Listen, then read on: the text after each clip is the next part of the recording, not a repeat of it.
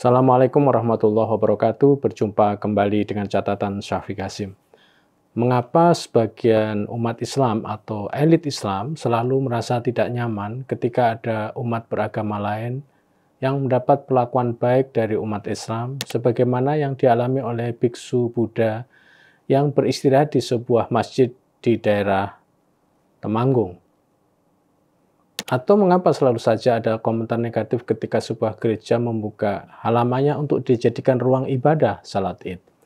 Terus terang saya kurang paham apa yang ada di balik orang yang memberikan komentar masalah ini. Khalil Nafis, Ketua MUI, misalnya baru-baru ini menjadi bahan diskusi karena peringatannya pada sejumlah 44 biksu tudong yang mampir istirahat di Masjid Baitur Rahmah Temanggung. Tudong adalah ritual bagi para biksu untuk berjalan kaki ribuan kilometer.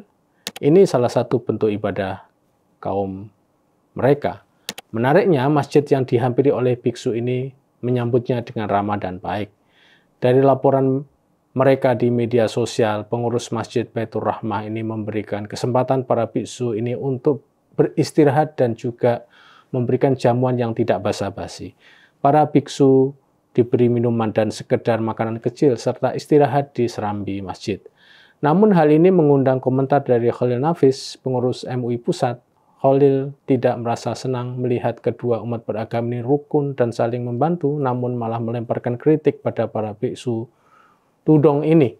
Bagi Khalil Nafis, mereka disarankan untuk mencari tempat istirahat lain selain masjid, karena masjid adalah tempat ibadah bagi orang Islam. Tindakan biksu tudong ini oleh Khalil Nafis dianggap sebagai hal yang berlebihan karena masjid bukan tempat untuk menyambut tamu non-muslim. Masih ada tempat lain yang bisa digunakan untuk menyambut tamu non-muslim, begitu ujarnya. Sebagaimana minoritas, perwakilan biksu ini meminta maaf atas tindakan ini. Saya tahu bahwa mereka pasti merasa bersalah dan mereka takut dianggap bahwa apa yang mereka lakukan dengan beristirahat di serambi masjid dianggap sebagai menodai masjid atau menodai Islam. Namun saya justru melihat bahwa komentar Khalil Nafis sebagai komentar yang berlebihan. Kenapa Khalil Nafis tidak merasa senang melihat fenomena seperti itu? Kenapa dia tidak melihat bahwa interaksi yang terjadi antara para biksu dan jamaah masjid Baitur Rahmah dan warga muslim Temanggung yang ikut menyambut tidak dianggap sebagai hal yang justru harus didukung? Bukankah itu merupakan gambaran sebuah kerukunan yang genuine antara umat beragama? Jika mereka bisa rukun, kenapa kita tidak senang? Elit agama kita ini memang kerap menerapkan tradisi yang hierarkis dan mendikte sikap keagamaan masyarakat biasa.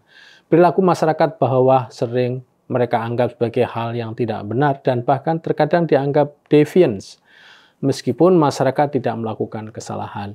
Jika kita amati apa yang salah dengan jamaah atau pengurus Masjid Baitur Rahmah yang memberikan tempat istirahat bagi non-muslim di masjid mereka, okelah jika di dalam masjid, keberadaan non-muslim akan mengganggu umat muslim yang beribadah. Tapi biksu tudong ini berada di serambi masjid. Serambi masjid itu bukanlah termasuk bagian inti dari masjid.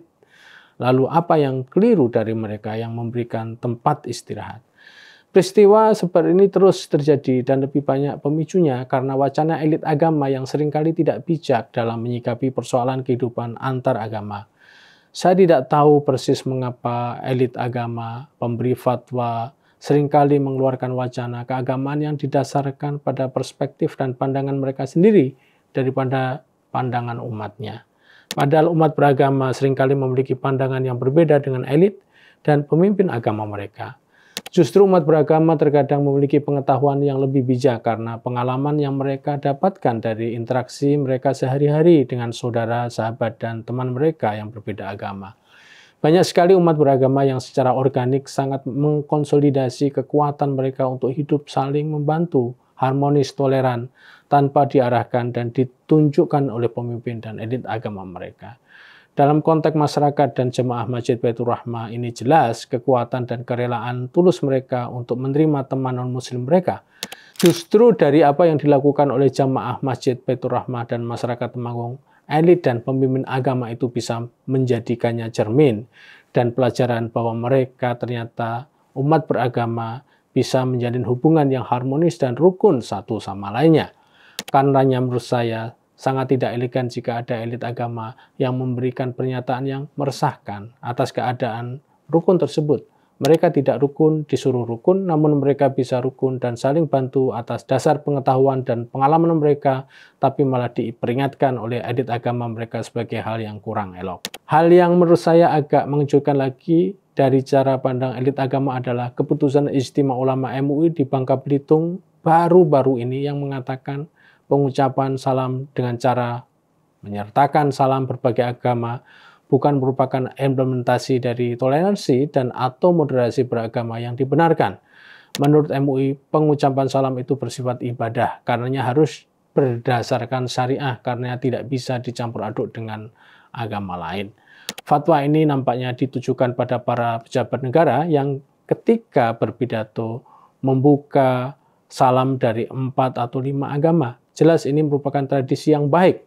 Saya melihat keputusan ini menyengat karena dalam 5 tahun terakhir MUI, jika kita lihat dari kecenderungan umumnya, tidak banyak lagi melarikan fatwa-fatwa kontroversial. Hubungan mereka dekat dengan pemerintah dan cenderung konstruktif pada agenda-agenda pemerintahan Jokowi Ma'ruf soal kerukunan dan toleransi agama. Apakah keputusan Ijtima ini merupakan pertanda baru bagi arah MUI ke depan di saat akhir pemerintahan Jokowi Ma'ruf? Selain itu, MUI sekarang juga dipimpin dan didominasi oleh ulama-ulama NU yang terkenal sebagai penerus gagasan Gus Dur. Gus Dur kita tahu sangat mendukung upaya-upaya kehidupan yang harmonis antar agama. Apalagi juga Gus Dur pernah mendesakralisasi ucapan salam dengan cukup mengucapkan selamat pagi untuk menggantikan Assalamualaikum. Sudah barang tentu fatwa Ijtima Ulama MUI yang baru dikeluarkan ini merupakan pertanyaan lain bagi ulama-ulama NU yang duduk di lembaga fatwa MUI. Sebagai catatan, peristiwa kritik atas biksu tudong yang istirahat di masjid dan hasil Ijtima Ulama MUI di Bangka Belitung yang tidak membolehkan salam antar agama ini merupakan setback bagi kehidupan kerukunan umat beragama kita.